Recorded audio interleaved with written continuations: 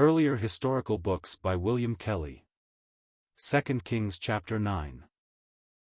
We now enter upon the solemn stroke of judgment which it pleased God to execute at this time, first, within Israel, and at the hands either of men raised up in their midst, or from without, until at last it pleased God to sweep away the 10 tribes from the land of their inheritance. An evil time may be one when God is pleased in his government to employ the rough instrument, and this is one principle of God's ways in his government that we do well to consider. God's employment of a man is by no means the seal of God's approval of his person. We see it in the case before us. Jehu was a man in whom God had no complacency, nor could he have. For there is one feature that belongs to the family of faith, without which there is no communion with God. This is shown from the very beginning of life in the soul, and that is, repentance toward God. And Jehu had not this. Whatever might be his zeal, and whatever, too, the righteousness, to a certain extent, of his action according to the sovereign will of God, he had no brokenness of spirit. He had never measured himself in the presence of God, and repentance is distinguished by this above all others, that whereas faith may be the perception of the truth, as no doubt it is, still it is not a mere mental one, for the door of all blessing to the soul is the conscience, and the Spirit of God awakening the conscience.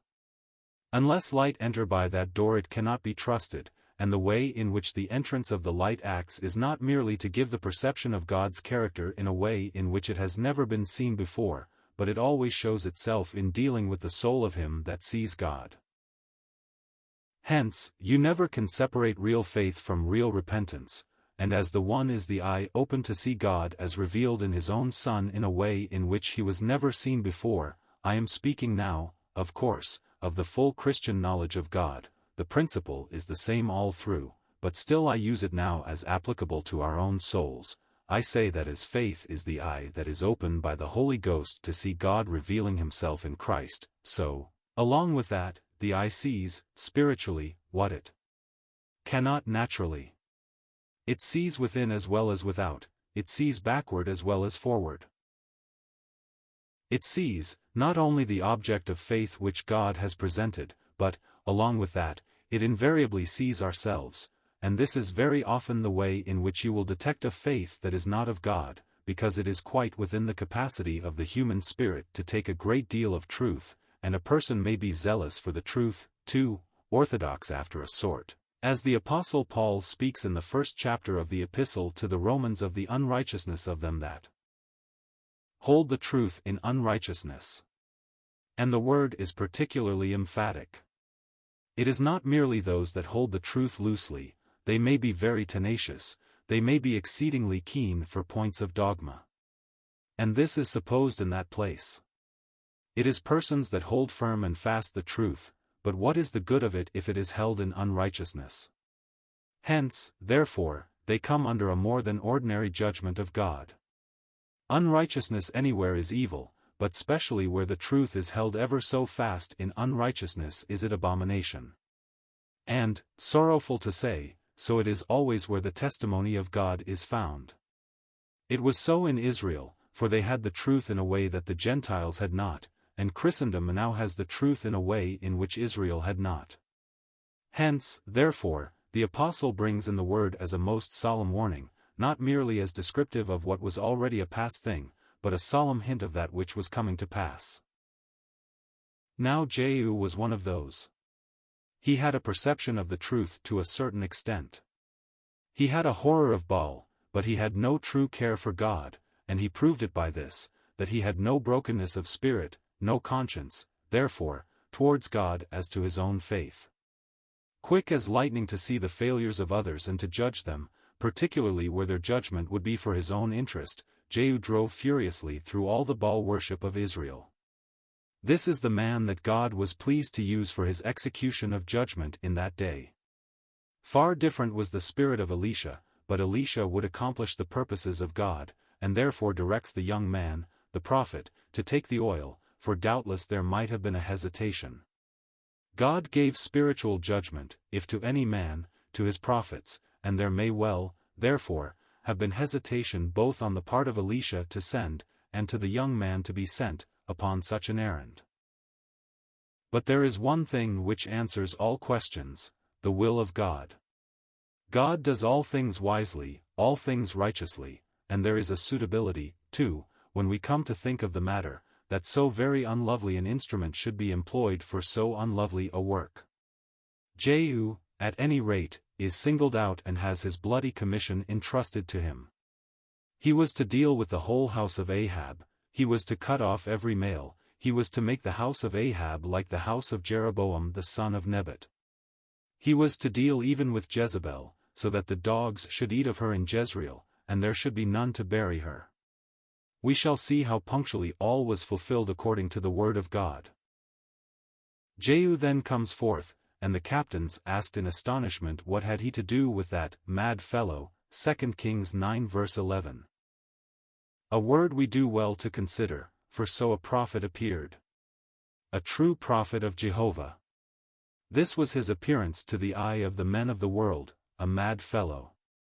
The world was just the same in Israel that it was afterwards in the days of the apostles, who were set forth, as the apostle so touchingly says, alas, as the offscouring of all men. So they were regarded then. And, beloved friends, bear with me if I remind every one that is here, so, more or less, the scorn and contempt of the world must be just in proportion to our entrance into the mind of God now. Be not deceived. I admit that there will be a change, but that change has not yet come. The world is the same unchanged world now, the circumstances, no doubt, varied. The texture, the color of them may be changed a little, but the material is the same, the real condition and relation to God just the same as before. I speak not of outward privileges, they are incomparably greater, I speak of the inner heart of the world. It is no better, if possible, worse. No doubt there will be a change, but that bright day is reserved for Jesus. He that suffered must have the glory. Till then we must be content to suffer with Christ. We see the spirit of it in this prophet, in the contemptuous expression of these captains about a messenger of God. Jehu answers, Ye know the man and his communication. They were well known outwardly, how little inwardly. They said, It is false, tell us now. He tells it plainly out. Jehu was not a man to keep a secret. Then they hasted, and took every man his garment, and put it under him on the top of the stairs, and blew with trumpets, saying, Jehu is king. The very men that despised the prophet were well disposed to act upon the prophecy. Such is the spirit of man. The reason is evident, it suited their ambition, and, further, it made what even they could not but feel in conscience, for man has a conscience whatever may be the wickedness of his life, and they were well aware that what was now going on, both in Judah and in Israel, was utterly contrary to God. Although they had no feeling for God's glory, they could have contempt for false appearances, and, also, their spirit rose against the unrighteousness which was now enthroned in the throne, doubly enthroned. So then they at once proclaimed Jehu king at the word even of him that they had just branded as, that mad fellow. And Jehu begins to act then against his master, he had now God's authority for it. The God that had raised up the king was perfectly entitled to cast him down. Jehu, therefore, was thoroughly right in acting upon the anointing of the prophet. And it is remarkable that Jehu is the only one of these many successors that, one after another, overturned the kingdom in Israel, the only one that was anointed. In Judah the anointing was sanctioned of the Lord, no doubt, and we have no reason to suppose that it was not always acted upon, but not so in Israel. In Jehu's case it was. Jehu required this extraordinary act of the prophet to enable him to go forward, and to give him confidence, as well as other people about him. God was pleased so to invest him. So King Joram was now returning to be healed in Jezreel of the wounds which the Syrians had given him, and Jehu at once proposes to pay a visit to his master. So Jehu rode in a chariot, and went to Jezreel, for Joram lay there. At this very time, sad to say, the king of Judah was there too, and here we find a very solemn fact in God's government, that if one who ought to be on the side of righteousness swerves from it into an unholy alliance with evil, he suffers according to the character of the evil he joins, and not of the righteousness that he may have previously possessed. This seems very hard, and there are many that cannot understand that God could deal so with those that have a measure of righteousness, but the truth is, the more we examine the principle the more we see how just it is. A sin is a sin whoever commits it, but whose sin is the greatest? Surely sin in a Christian is worse than sin in an ordinary man who has no Christianity. Sin is always measured by the privilege of him who commits it, and consequently in Israel God himself showed these differences. The sin of the priest that was anointed had a totally different character from that of one of the people, and the sin of a ruler was not at all to be met in the same way as the sin of one of the common people. So God, in his own people, showed that there were these differences, but even when you leave the people of God it is just the same. Now the king of Judah then, who ought to have been as the lamp of God in the darkness of that night, the king of Judah had chosen an evil association, for alas, the holy seed was polluted, and there was an alliance that boded evil that was now formed by the royal house. The king of Judah was in the company of the king of Israel. God permitted that they should be found together when the solemn moment came for judgment. The judgment must be shared by those who had sinned together. It was not only, therefore, Joram for whom, properly speaking, the blow was intended, it was not only upon him that it fell, but upon the king of Judah also. The very same thing is true in the church of God. A little leaven leavens the whole lump. It is not merely that each particle requires to be leavened, but that that which contains the leaven is pronounced upon by God. Doubtless, if the leaven is allowed to work its way it will actually corrupt the whole lump, but God acts, and so should Christians according to the principle of the thing, and not merely the bare fact which comes out before the world. So we find in the most serious matters. Take the lady, even, in the second epistle of John, she was responsible for the people she received. She might say that she was only a woman, and who was she to judge? Was it not a woman's place to be very unobtrusive? Yes, but it is a woman's place to be true, and, if she ought to be true to anybody, true to Christ above all. If she, therefore, received those who brought not the doctrine of Christ, her orthodoxy would be no shield. She is warned by the apostle that she became a partaker of their evil deeds. She may not have received the doctrine, it is not supposed that she had received the doctrine, in that case she would have shared their guilt. But she shared the punishment because she chose to identify the name of the Lord in her person with those that were his enemies. Thus you see this great principle is found true in every part of the Word of God, though it comes out most stringently in the New Testament, and most of all where it is a question of Christ, and not merely an ordinary evil thing. Now this is most righteous, because of all evils none so bad as that which touches Christ, the spring of all that is good, the only means of deliverance. When his name is made a cover for evil, and for that which destroys, how great is that darkness! Jehu then rides on, and as they come, a watchman spies them, and after a little while, although messenger after messenger is sent without returning, it seems evident that it must be Jehu. His driving betrayed him.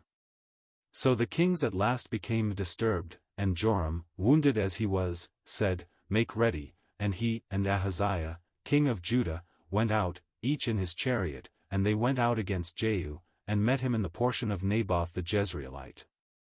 And it came to pass, when Joram saw Jehu, that he said, "Is it peace, Jehu?" He had his qualms. Well he might.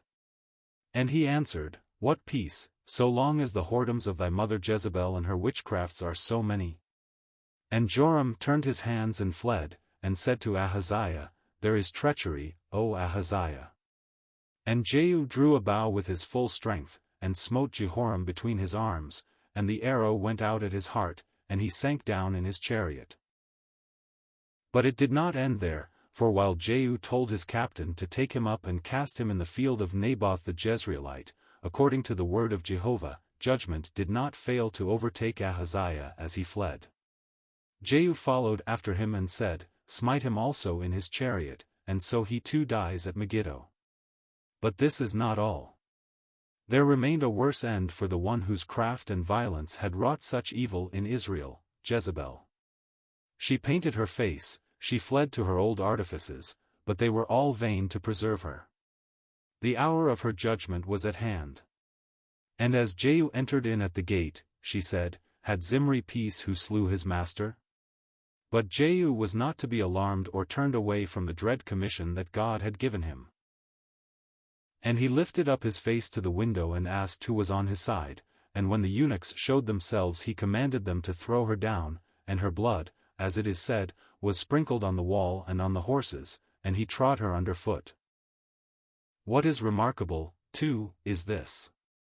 The will of man has but little to do with the accomplishment of the word of God, for Jehu, now in the fullness of his power, relents somewhat towards this wicked woman Jezebel, and although he does say, "Go, see now this cursed woman, and bury her, for she is a king's daughter," well, what had God said? The prophet had said, "The dogs shall eat Jezebel in the portion of Jezreel, and there shall be none to bury her." Jehu had heard that word only a short time before, and he evidently showed that his intention was to fulfill his commission exactly, but how little man, good or bad, carries out the word of God. Now, apparently, the old sense of respect for one that was a queen, a king's daughter, rises in his mind, and he says, "Bury her, for she is a king's daughter."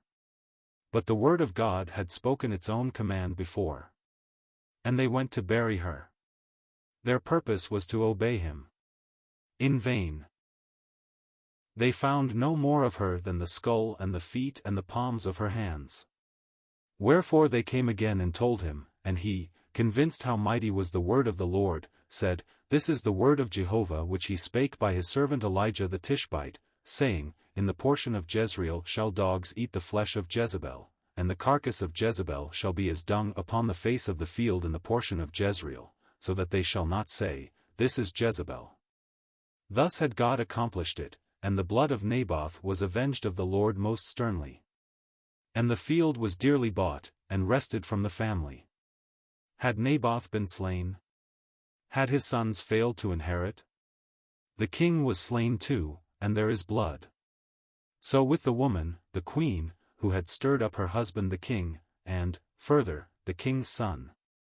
In every part sin meets its punishment.